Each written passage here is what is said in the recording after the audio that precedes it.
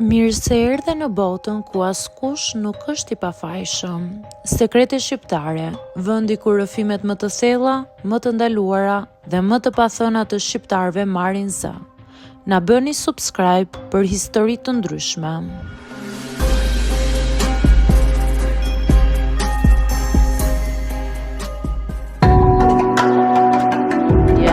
Ky është rrëfimi i fundit i mbërritur në redaksin ton. Mbusha 46 vjeç atë ditë. Nuk ishte ndonjë shifër që prisja me shumë gëzim, por as me frikë. Thjesht një numër tjetër që më kujtonte sa shpejt kalon koha. Nuk kërkova festë as dhurata të mëdha. I thash gruas sime se doja vetëm një mbrëmje të qetë, një darkë në shtëpi dhe heshtje. Ajo buzëqeshi në një mënyrë që nuk e kuptova. Ka menduar diçka ndryshe, më tha. Nuk e pyeta më shumë. Në gjitha ato vite martesë kisha mësuar t'i besoja vendimeve të saj edhe kur nuk i kuptoja plotësisht.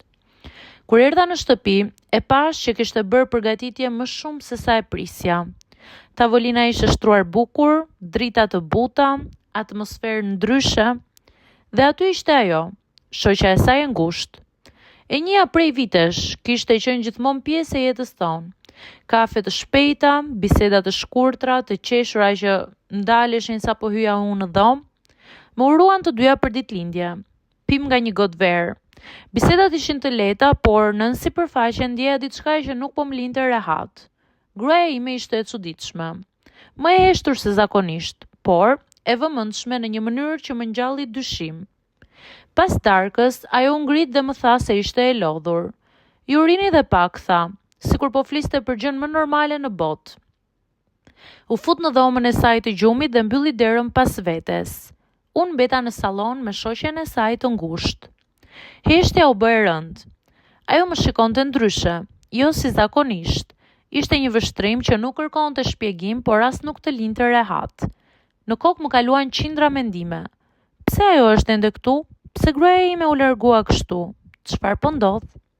Nuk ndodhi asgjë e menjëhershme, nuk ishte një skenë e papritur, ishte një ndjenjë ngadalë se diçka po shtyhej drejt meje pa u thënë asnjë fjalë.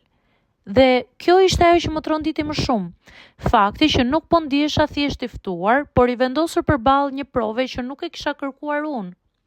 Në atë moment, ditëlindja ime nuk kishte më asnjë rëndësi. Unë ndjeva i përdorur dhe jo i festuar.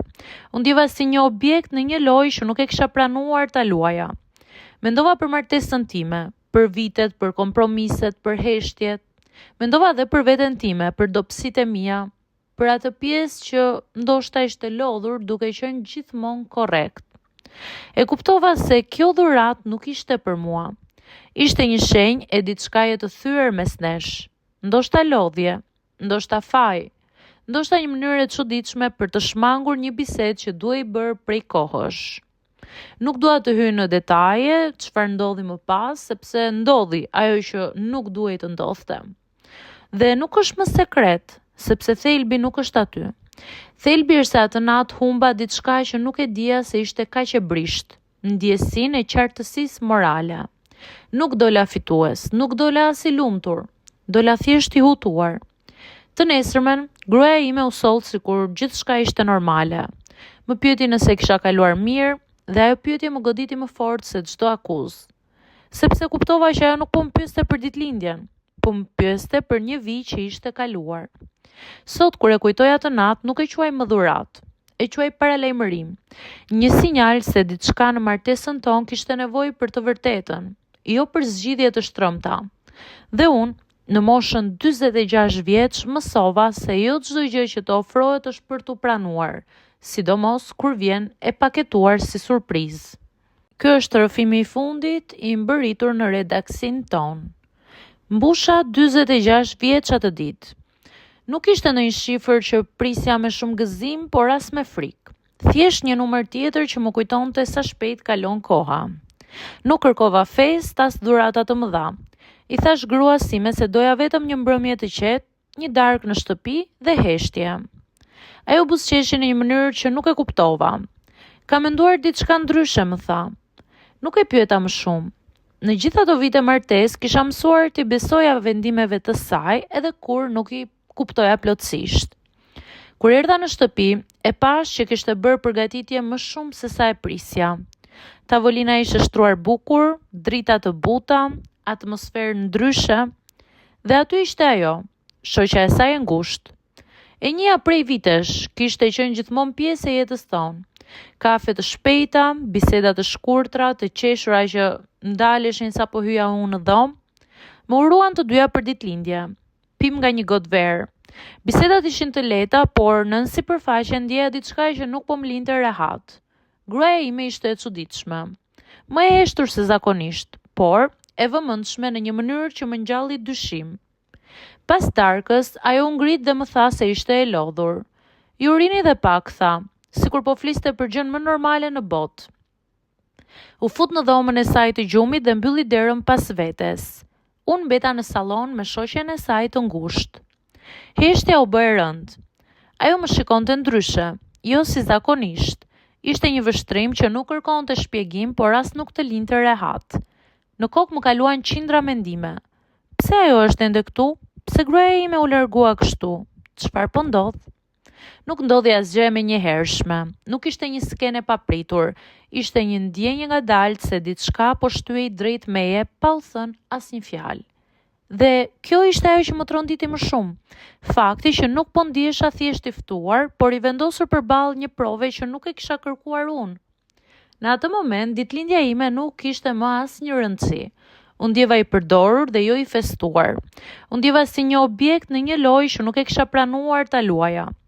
Mendova për martesën time, për vitet, për kompromiset, për heshtjet.